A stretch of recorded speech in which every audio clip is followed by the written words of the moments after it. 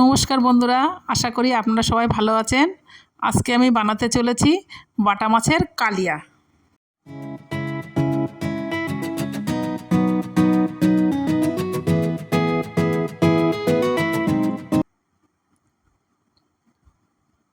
এখানে আমার 600 গ্রাম বাটা মাছ আছে। মাছটা আমি ভালো করে ধুয়ে নিয়েছি কেটে। লবণ পরিমাণ মতো দিয়ে দিচ্ছি, হলুদটা আমি পরিমাণ মতো দিয়ে দিচ্ছি,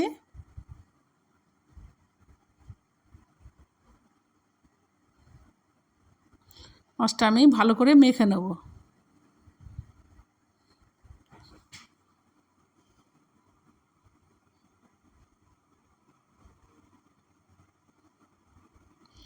কড়া গরম হয়ে গেছে, কড়াই আমি তেল দিয়ে দিচ্ছি।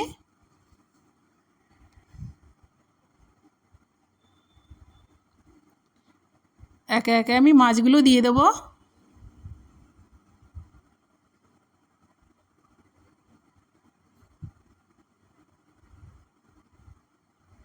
মাছটা আমার এক পাশ হয়ে গেছে, উল্টে দিচ্ছি।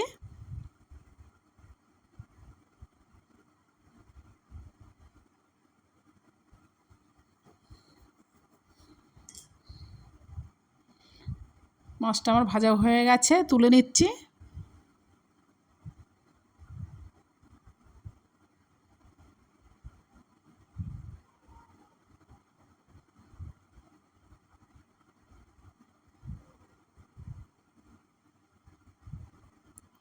আদা রসুন, আদা রসুনটা আমি পেস্ট করে নেব। পেস্ট আমার হয়ে গেছে। পেঁয়াজটা আমি পেস্ট করে নেব।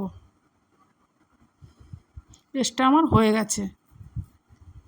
টমেটোটা আমি পেস্ট করে নেব। পেস্টটা আমার হয়ে গেছে। পেঁয়াজ বাটাটা আমি দিয়ে দিচ্ছি,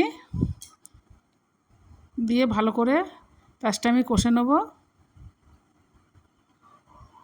আদা রসুন বাটাটা আমি দিয়ে দিচ্ছি, ভালো করে আমি কষে নেব। আদা রসুন বাটাটা হয়ে গেছে। রসুন বাটা আদা বাটাটা ভালো কষাবে। টমেটো বাটাটা আমি দিয়ে দিচ্ছি,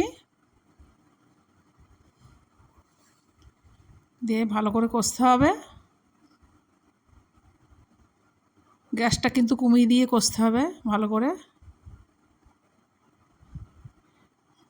পরিমাণ মতো হলুদের গুঁড়ো, পরিমাণ মতো লবণ,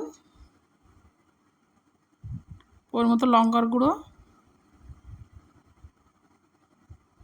পরিমাণ মতো জিরের গুঁড়ো দিয়ে ভালো করে কষে নেব।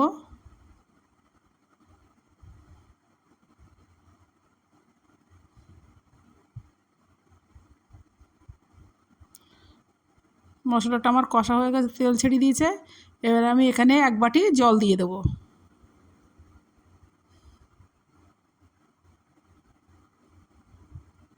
জলটা ফুটছে, একে একে মাছগুলো আমি দিয়ে দেবো।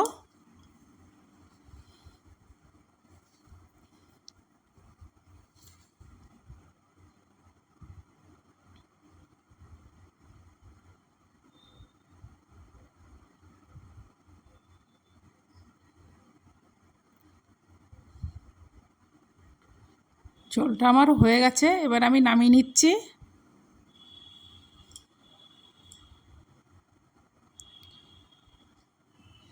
রেডি হয়ে গেছে আমার বাটা মাছের কালিয়া।